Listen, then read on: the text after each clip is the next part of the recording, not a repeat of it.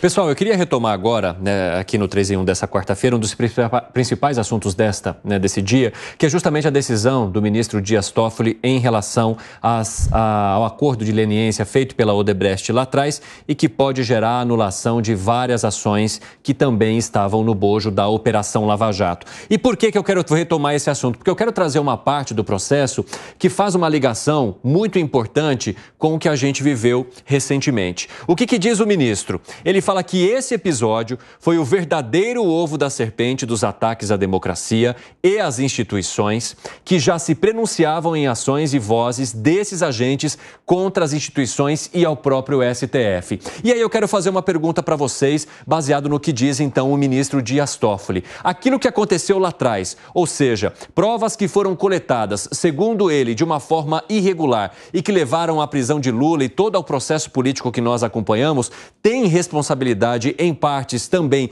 pelos atos dos 8 de janeiro, pelas críticas feitas, pela polarização política que a gente vive no país e, segundo a própria decisão do ministro, pelos ataques às instituições, Alan Gani? Você sabe o que é um ataque a uma instituição, Evandro? É comprar deputado para votar de acordo com a sua orientação, acordo com o seu interesse político, como foi o mensalão. É turbinar, né, as obras, superfaturar as obras com desvio de recursos da sociedade para continuar comprando apoio político, porque o Petrolão só é o mensalão turbinado e continuado para desviar verbas para ditaduras, também para favorecer ditaduras com empréstimos via BNDES com taxas abaixo do mercado. A corrupção em si, e ainda mais uma corrupção sistêmica, que visava a um projeto de poder para que o partido tivesse, nas palavras do ministro Gilmar Mendes, para que o partido tivesse dinheiro para ganhar eleições até 2030. Isso sim é corroer a democracia por dentro num estrago irreversível. Fábio Piperno, você acha que o que aconteceu lá atrás pode ter culminado nas cenas horrorosas que a gente viu ali na sede dos três poderes? O ministro Gilmar Mendes, até olhando a data aqui, foi quem, em 18 de março de 2016, impediu, por exemplo, o Lula de tomar posse no governo Dilma. Só que aí, e ele falou realmente tudo isso aí que o Alan disse, só que aí, com o tempo, ele foi se inteirando de outros fatos e foi mudando de ideia, a ponto de, alguns anos depois, ele confessar ter sido enganado por aquelas falsas evidências que ele constatou naquele momento e ter se tornado um ferrenho adversário da Lava Jato e principalmente do principal juiz e também daqueles procuradores de mais destaque. Eu até li há pouco aí o que ele disse. Então, é claro que naquele momento, toda aquela conjunção de fatores, todos aqueles fatos que se interligaram, eles desembocaram num desfecho atípico da eleição de 2018, que alijou da disputa o principal favorito, mandou para a cadeia o principal favorito. Se isso não é corromper os fatos e o processo eleitoral e as instituições de um país, é difícil a gente saber o que mais um país pode produzir de danoso. Mas teve crime, teve corrupção, por isso que foi para a cadeia. Então, aí que está o negócio. Parece que não foi bem assim, inclusive, como disse o próprio juiz, que em janeiro de 2021, tá aqui também, ele falou o seguinte: o presidente Lula merece um julgamento honesto. Gustavo Segre, parece que não foi bem assim? Não acho que... Quando a gente vê, vamos imaginar que seja uma empresa, uma delação, um arrependido, e nesse caso pode ter tido alguma subjetividade. Aí você diz, foi encaminhado, foi de propósito, mas quando a gente tem 43 acordos de leniência, gente, isso significa que 43 empresas confessaram delitos de corrupção motivadas pela sua vontade, mostraram provas, devolveram o dinheiro. 156 pessoas foram arrependidas. Delação premiada, 156. Não foi uma, não foram duas.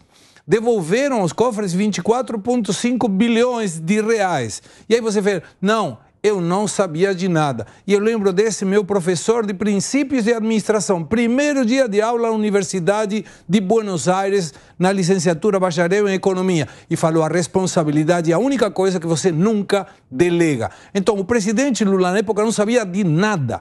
E teve 43 empresas que aceitaram que foram corruptas, e se teve alguém que pagou, teve alguém que recebeu, e 156 pessoas que disseram: eu fui corrupto, ou porque paguei, ou porque recebi. E nada disso aconteceu? Não dá para acreditar nisso. Que foi, Piperno? Não, que eu estava tentando puxar da memória um número daquele tweet que a gente mostrou há pouco, aí não me lembro se do Moro, do... Vamos dar uma olhada aqui. Do Dallagnol. Eu te digo, 3 bilhões. Um valor. 6,2 bilhões, mas aí fala da Petrobras. Demetrio, estou falando pra tudo. gente trazer de volta aqui, que é o tweet do Dallagnol, ele que fala em valores, ele que fala ali, de 6 bilhões de reais. 6 bilhões, mas isso foi da Petrobras. Isso temos os dois. Temos ele falando do maior erro da história e falando: os 3 bilhões devolvidos ao povo serão agora entregues novamente aos corruptos? Os ladrões comemoram enquanto quem fez a lei valer é perseguido. Volta pro tweet do Moro agora pra gente dar uma olhada.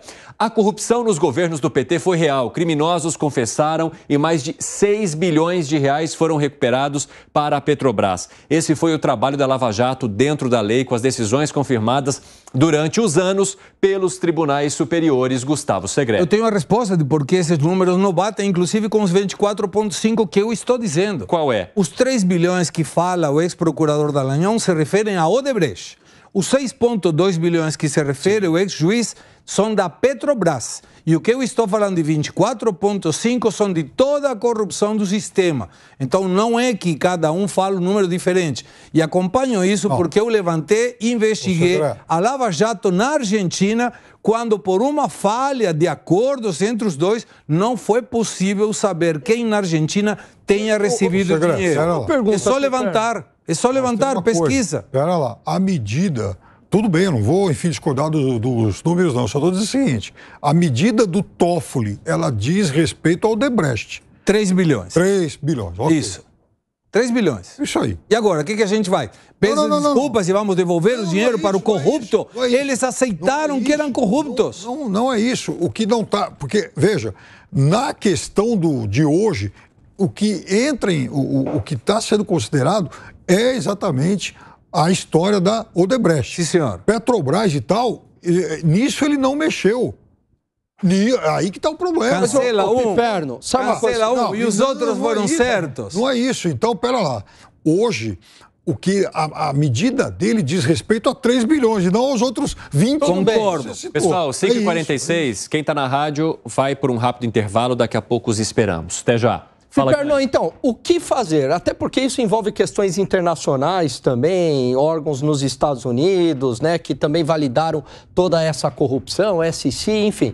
Aí, teve dinheiro desviado, teve prova material, teve troca de e-mails, teve confissão, teve testemunha. Sistema paralelo de contabilidade. Teve tudo isso. Aí eu te pergunto, Piperno, para quê anular as provas se tudo isso ocorreu? Alan, a mesma indagação que eu fiz no começo. Veja, um dia eu estava procurando um material num jornal colombiano lá sobre, enfim, futebol, inclusive tinha um banner com uma série de reportagens sobre corrupção da Odebrecht lá na Colômbia. A Colômbia tinha um governo de centro-direita, aliás, teve sempre até o Petros ganhar. Então, a Odebrecht, na época eu chamava de uma multinacional do crime. Ela foi lá também. Ela não ia só em governos ligados ao... Mas ela ia em todo lugar e comprar políticos e tal. Ela fez isso. Ô, Piperno, mas a decisão do Toffoli, ela não acaba validando a impunidade? Esse é meu ponto. No mérito, a decisão não é errada. Quando ele mexe nessa questão toda, que envolve, sim, atores internacionais, eu disse no começo que eu não entendi a lógica disso. Você sabe que eu fico pensando, por exemplo, o Odebrecht em Peru. O Alan Garcia se suicidou. Era um ex-presidente, se suicidou por denúncias de corrupção. Alan Garcia. Ah, que susto, eu entendi. Alan Gânio. Não, Alan Garcia. Não, porque você está aqui. Alan Garcia. Aí teve ex-presidentes presos. A maioria dos ex-presidentes do Peru foram todos processados e a maioria presos, inclusive fugiram do país. Se matou o Malolanta. está em prisão domiciliar. Boa. O PPK Toledo, e tal. outro mais, o Esse PPK último aí também. Então aí você e assim, vê. da esquerda à direita, é verdade. E nada aconteceu. O FBI dos Estados Unidos colocou 5 milhões de dólares de recompensa para provas de corrupção. Nada aconteceu. Mas me chama a atenção, lembrando que agora teve uma reunião do Haddad com algumas das construtoras, inclusive com a Odebrecht em Angola.